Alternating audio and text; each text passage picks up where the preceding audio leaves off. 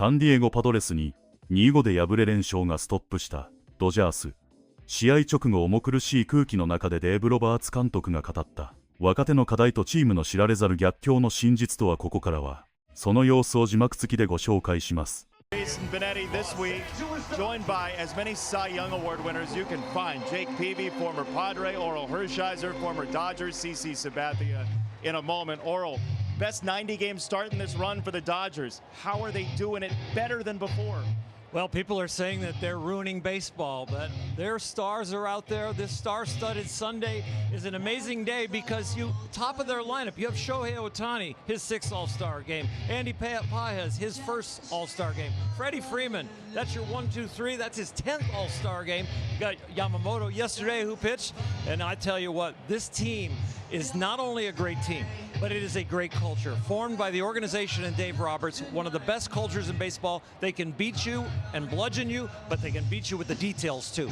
What's amazing, Oral, is that if that series in 2024 goes differently, maybe that doesn't happen. The Padres had them on the ropes. Right now, San Diego's reeling, Jake. How do they get back there?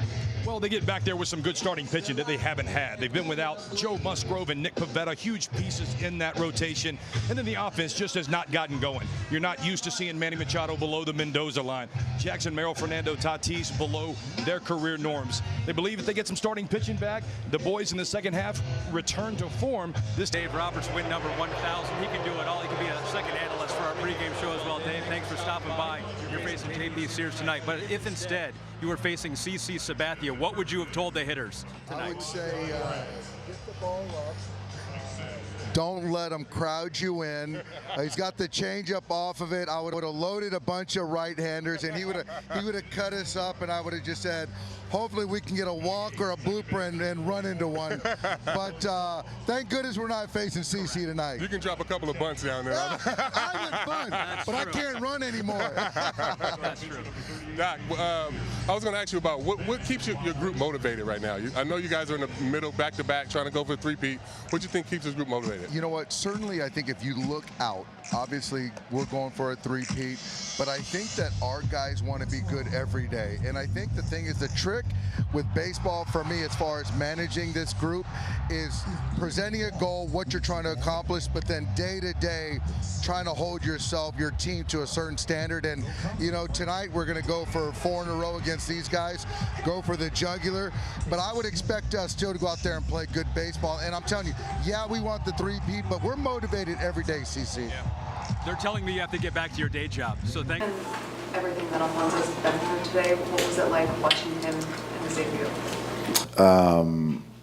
It was, you know, keeping the emotions inside, just happy for him. He realized a dream today.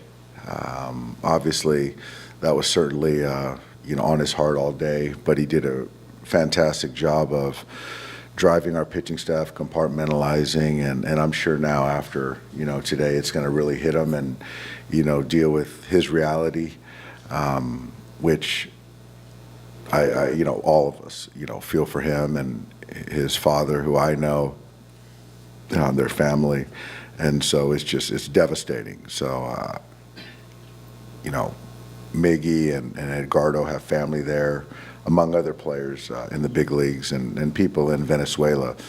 But we weren't kind of directly impacted until, you know, Eliza, you know, part of our organization was directly impacted. So that's what hits home even more, right or wrong. But our hearts break for him, and we're going to be here to support him in any way we possibly can. Playing through stuff is something that's natural for baseball players to get and play through schedule and everything. Like, how much is that, like, how difficult is that to compartmentalize something as serious as this and play through it, as opposed to, like, obviously the normal stuff in the regular season? Yeah, I mean, I lost my father in spring training, and right at the end, and you just got to keep going and get ready for the season, and it's not easy.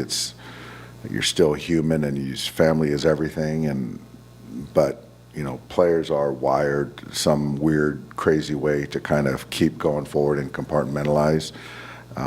But something that's so fresh and raw, and you can't be there, that's what's heartbreaking. But I hope, I'm sure he has a lot of support, and I hope to see his father at some point and give him a big hug. And I know he wants to give his son a big hug. But yeah, that's real life stuff. You guys crossed over with the Giants, correct? What's that? We did. We crossed over with the Giants. Yeah. As far as the game, just kind of what you see out of Emmett, especially kind of limiting damage with trying to. Yeah, I thought the first 3 innings were great. They really were. I thought the stuff was up. He was on the attack. You get in the swing and miss, get in the soft contact. He was great.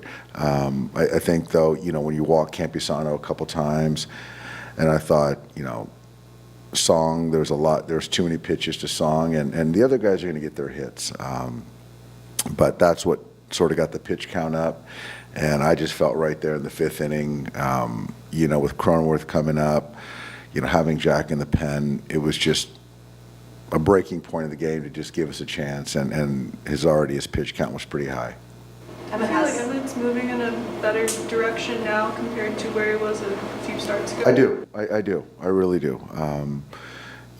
I think that the last 6 weeks has been kind of tough on him mentally, on the field, wanting the results. But no one works harder. Still a lot of baseball left. We're going to continue to run him out there. But I do think that today was a step in the right direction. I really do. For him and Roki too, I think they've both kind of had these up and down seasons. How difficult can that be, whether as you're trying to establish yourself and perform while also kind of blocking in the mechanics? It's yeah. I mean, I think at that point, it's got to be about you versus the hitter, you managing the game. I think that Roki hasn't had a lot of repetitions on the major league side. Emmett, has, but, just finding ways to be a little bit more efficient, getting a ground ball double play, not running, 9-10 pitch at bats to the 8-9 hitters, things like that come with time. But again, I think we've seen a lot of good things from both those guys, and, they're going to continue to get their opportunities. For Emmett specifically, he has the swing and miss that can be such a weapon for him, but sometimes, he said this earlier, he feels like as he's looking for chase pitches, he's missing the zone. So do you think that he can learn something from, instead of pitching for the swing and miss, just pitching for better location, and that would help with the efficiency of the at-bats? Yeah, I think that's some of it. And going back to the first 3 innings, I thought that there was a lot of really competitive pitches in the zone, getting swing and miss, getting soft contact. There was a lot of secondary pitches that were on to off. But he just went a little wayward from that from the 4th inning on, the 4th and the 5th inning. But that's the art of pitching, to be able to, sometimes get out of an at-bat with a ground ball. Sometimes being able to put the ball in play softly early in an account is pitching, and that's something that I think both Roki and Emmett have got to really continue to try to get a grasp on. Can you also talk about how mentally tough these men are to be able to go into and out of difficult situations? Yeah, personally, professionally, that's kind of the life we chose, and you've got to be able to do that. And it's not always easy, but sometimes, getting on the field, competing, sort of life kind of goes to the wayside, and you can just kind of compete and do your job, and that's sort of a blessing, I guess. But yeah, to play every day and to, have to perform, it's pressure in itself. And then you're also dealing with, real life stuff, whether on the field, off the field. So it's not easy. But like I tell my son, baseball's not for everybody. It's hard. What happened with Pryor making the pitch? I was going to have Mark make a visit. And then when he was walking out, when he was almost at the line, I changed my mind. So I just told Mark to make the change. And no disrespect to Emmett. Do you expect Shohei to be okay going forward? I do. I do. The last few games he hasn't been right, in the box. But I don't think it's anything that, with his health. So I do think that he'll continue to go up to be out there and play. Skip, with whether Mickey losing his dad or Eleazar today, what's sort of the infrastructure, whether with Major League Baseball or inside the Dodgers organization, to kind of help guys as the season is going along? I don't know what Major League Baseball or the Dodgers are going to do. I know that, I know that, in past, both, entities have done things to support, personally or, on a broader scale, kind of, help support a fund and different things, relief. So I don't know the answer, but I hope that, both, organizations or both parties or entities are doing, something to help support. All right, thanks, guys. 皆さんいかがでしたでしょうか。パドレスに2-5で敗れた今回のゲームはドジャースにとって単なる一敗以上の重い課題、そしてデータには現れない人間ドラマが交錯した一戦でした。この敗戦をセーバーメトリクスの視点で分析すると、やはり先発マウンドに上がった若手陣のゲームマネジメント能力の発展と上振りが浮き彫りになりました。序盤3イニングは見事なピッチデザインで、鋭いスイーパーやカッターをゾーンに集め、ソフトコンタクトを量産していたのは事実です。しかし、中盤以降元くらい打線へのピッチコーリングが慎重になりすぎ、結果としてピッチカウントが加算です。トライクゾーンを見失うという悪癖が露呈しました。これでは、ERA やホップの管理はもちろん、FIP の観点からもブルペン陣への負担が増すばかりで、ロバーツ監督が早めの継投判断を迫られたのも無理はありません。現在、多くの主力が故障者リストに根を連ね、OPS や O の引く元が懸念されるタフな局面を迎えています。さらに、キョーラザールコーチのご家族を襲った悲劇のような、想像を絶する現実的な重圧とも戦わなければなりません。この逆境の中で、己の限界を超えてマウンドに立ち続ける選手たちの姿に、私は野球のデータを超えた本当の英雄精神を感じます。ここで皆さんに質問です。この苦しい戦いの中で、ドジャースが後半戦に再び圧倒的な強さを取り戻すための最大のキーマンは誰だと思いますか。ぜひ皆さんの熱い考察をコメント欄で教えてください。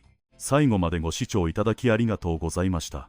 苦しい逆境の中で戦うドジャースをこれからも一緒に応援していきましょう。皆さんのキーマン予想のコメントもお待ちしています。この動画が良かったら、ぜひチャンネル登録と高評価をお願いします。それでは、次回の動画でお会いしましょう。